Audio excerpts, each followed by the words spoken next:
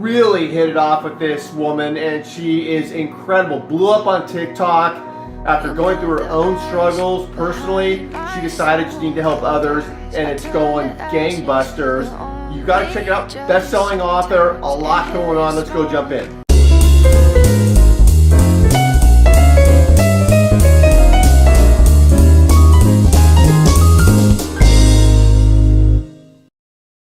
Hi, everybody. Thanks for jumping on Giant TV. This is Paul Hitchcock. I'm the founder and president of Giant Jacks Media.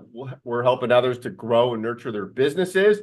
This is where we are here in Southern California near Disneyland, and really fired up for my guest today, LaTasha. Welcome, LaTasha. Hello, thank you so much for having me. I really appreciate it.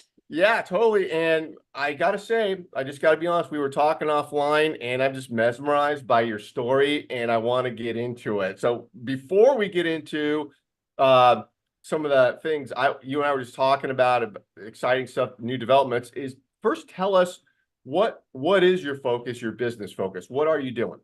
Yeah, so um, my business is focused around mental health and helping individuals who have struggled with trauma get to healing. And so they, come on and they will talk about some of the traumas they have experienced and where they're at in life now. And basically, that talking about it is very healing for individuals, but then it also allows them to have that one-on-one with me. And then it also helps inspire others who may be going through some type of trauma or struggling in life and they don't know where to go, or hearing a story resonates with them and are like, wow, I went through that, so I can do this. Yeah, no, so that's great. Thanks for that. And so you mentioned in your content and just now that you've had your own struggles, which motivated you to want to help others. So that was that journey that something hit you, it dawned on you that you needed to do this. What was going on there? Right. So prior to doing this, I used to work in law enforcement, public safety, and you would see a lot of mental health things take place in that field. Oh yeah. And the younger generation, the suicide rate is crazy. It's just it's sad. And so as I was watching the news and doing different things, I had moved. And so I was looking for something different to do, but I still wanted to be able to give back and help. So I Mhm. wasn't really sure what that was.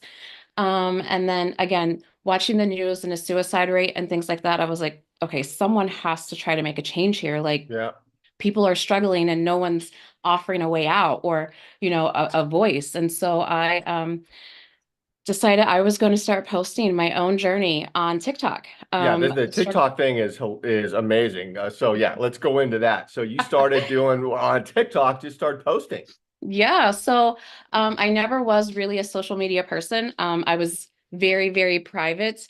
And so I decided one day, hey, let me see how it will work if I just use the platform of TikTok, right? And see, what happens.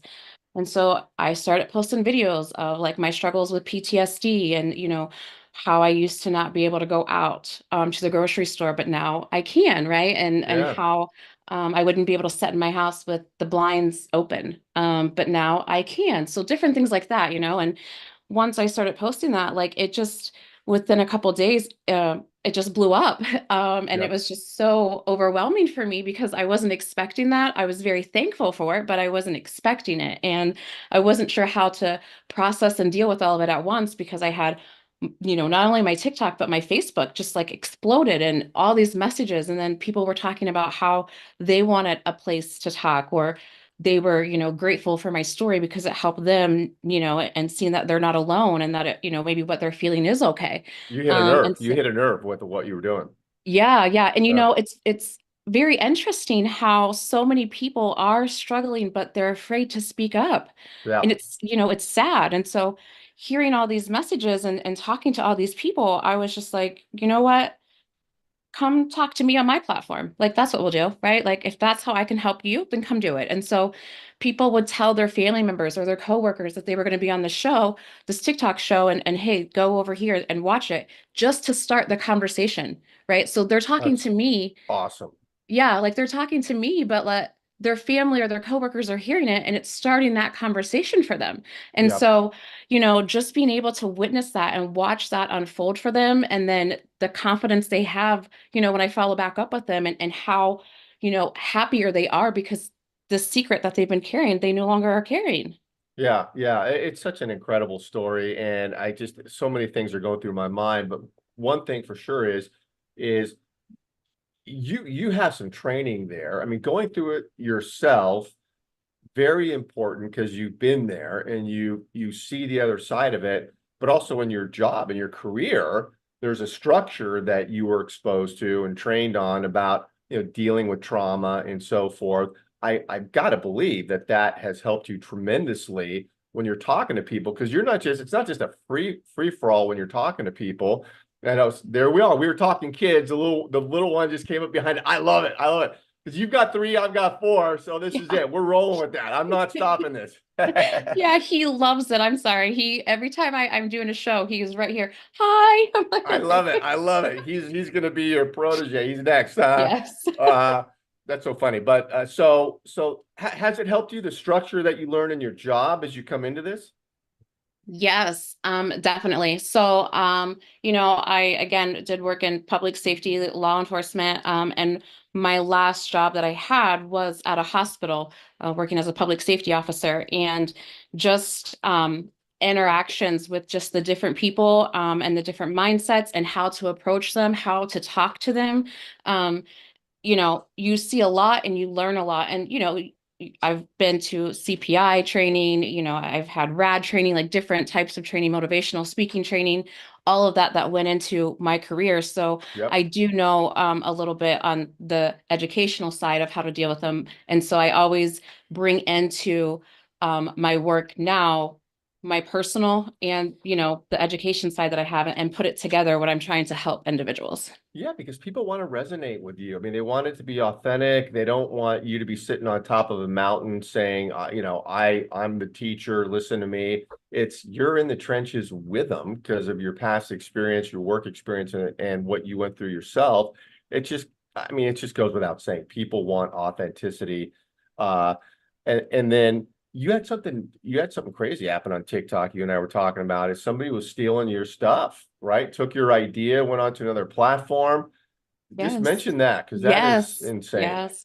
So, once I started doing this, I was like, how can I reach more people, right? Like Yeah. I just had my little platform of TikTok, and, how can I reach more people? And so I reached out to a network that I had already done business with, because I did a book through them, and I became an international best-selling author with them. And so I was like, well, since I'm already done some work with them, I'll reach out to them and I will see, if they want to partner with me with doing this. And so I reached out to them and I never heard anything back, which no big deal. I get they're busy, whatever. Yep. But a couple weeks later, I see them make a post on all of their platforms how they're coming out with this new TikTok show, identical to everything that I had, everything that I was doing. The only thing they didn't have was me and my personal story, and my genuine and authenticity and all that stuff. So it was hard, and I was very heartbroken, because I thought for sure my show was done, right? Like, here's this company with a bigger platform, no one's going to want to pay attention to me. But I realized, that was not the case. God showed No. me a different way. God put people in my life to help me and guide me and get me on the right network around the right people, and here I am growing. So very Yeah, yeah, thankful. yeah. And what you and I were chatting about is they don't have you. They can't steal you, your personality, your background. It's amazing that people do that. But uh no, and so now people that are coming on are just all walks of life that you see that people coming on everything under the sun or what Yeah. yeah. Yes. I always, when I first started and I got with the network, we had that conversation of, is there an age? Is there just men or women? Like, what is it that you're just going to focus on? And I'm like, no, I want to make sure I can help everyone. I don't want to be like just categorized with one group. I want to make sure those who need my help can get it. And so I have been hearing so many stories. And, it's amazing. Again, it's amazing to me the people who have been through so much in their life and they just haven't talked about it out of fear, right? And so Yeah. being able to have that conversation with them and talk with them is just great. I mean, I have talked to people, it's insane the stories. Like I have to do my research to make sure they're legit. Like, wait a second, let me see here, and Like so what? I mean, just the stories you can't believe that are going on in their right. life. Yeah. Yes, like I had this one lady who, wanted to come on the show, and I want to make sure before anyone comes on my show, I want to talk to them. I want to make sure I have that one-on-one with them, and that we're, authentic with each other, and it's not just like here we are, a show, record, let's go, right? Like Yeah. I Yeah. don't want that. I want to have that relationship there. And so I do a Zoom with them and I talk with them about, who they are, what they've been through, and I tell them about me and why I'm doing what I'm doing. And I have heard so many things. Like this one lady that I spoke with, she was on her way home. She was in a car accident, rolled, was horrible car accident. Um, Died. They had to life flight her. Oh. She was in ICU for the longest time. And she was struggling with TBI, but they said that she wasn't going to make it. They told her family that she wasn't going to make it, but she did make it. And the one thing that she wanted to do because she had a TBI was get back to her work. Like she went to work and she worked on a weed farm. And I have never heard of that. I was like, a weed farm, like weed? And she's like, yeah, You yeah. haven't been to California then, because we I got them know, all over the place. right? And that's where she worked. And it was so like, to her, that was her comfort zone. And that's all she knew. And that's where, her body was comfortable, was right there.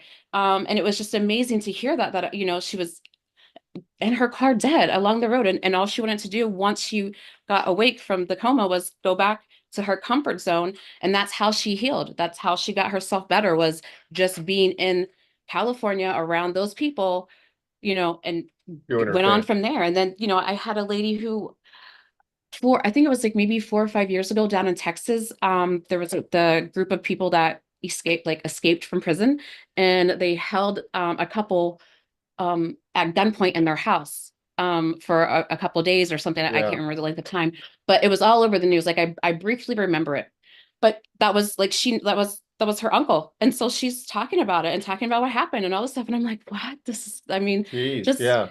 fun things, and then people who call and you know, my husband doesn't know that I was raped, or my kids don't know that when I was younger I was sexually molested, like things like that, and it's just talking with those individuals and hearing them open up and being able to be that safe person for them is just, it's amazing. I love it. And I love watching them heal from doing that. Yeah, well, I mean, you have the personality and the listening Thank you. skills. I can tell. I mean, I know we're getting to know each other, but having an outlet like that, if somebody you could talk to, listen, yeah, can you imagine holding those things inside? I mean, I get, maybe you can, you've been through it, but it's yeah, horrible. Yeah, yeah, And people don't realize, I mean, and I'm guilty of it myself. Like people yeah. don't realize, like when you don't talk about it, then people around you can't support you, right? So No, then you yeah, feel right, alone and you don't right. have that support system. And then, people who have, experienced any kind of trauma, especially at a younger age, your body is protecting you by building walls and making you respond to things, in different ways that you probably normally wouldn't respond, but you aren't realizing that because that's all you know.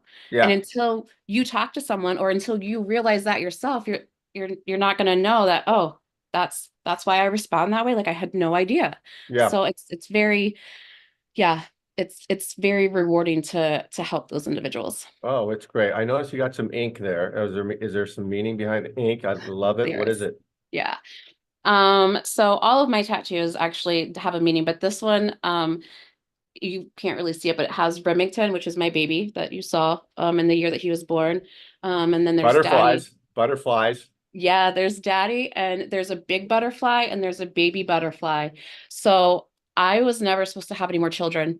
I had a surgery, not supposed to have any more kids. My older two is 20 and 19. So I was Oh, not supposed to, okay. Well, we're yeah. not looking at a 20 or 19-year-old there. Who's No, that? Who is no, that? no.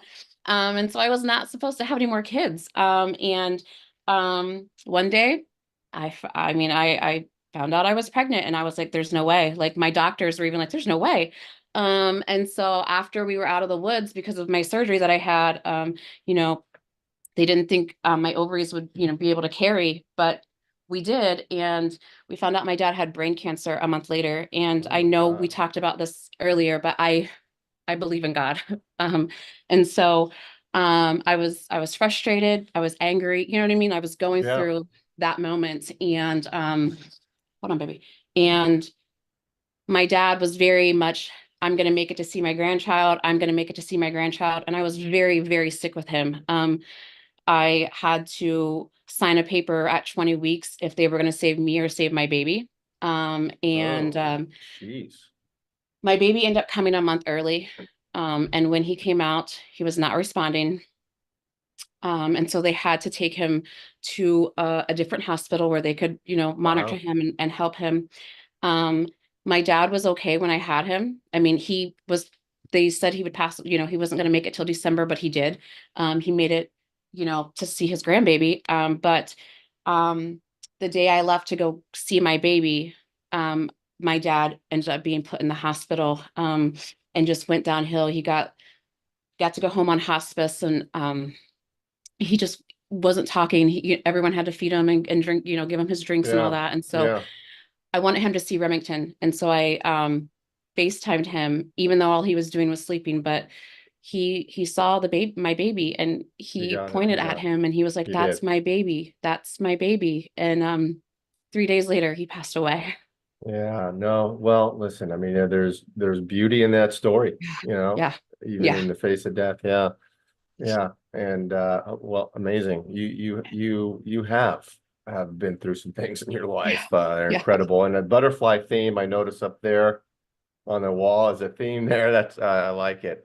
Yes, I love butterflies. I love how they start out as like that caterpillar, right? And then they grow, and they get into their cocoon, and now they're this beautiful butterfly. So yeah. Yeah, So yeah. And having the kids on, I love it. It makes me feel at home because my house is so loud and obnoxious with the four kids that it just makes me feel comfortable with the kids around. I love it.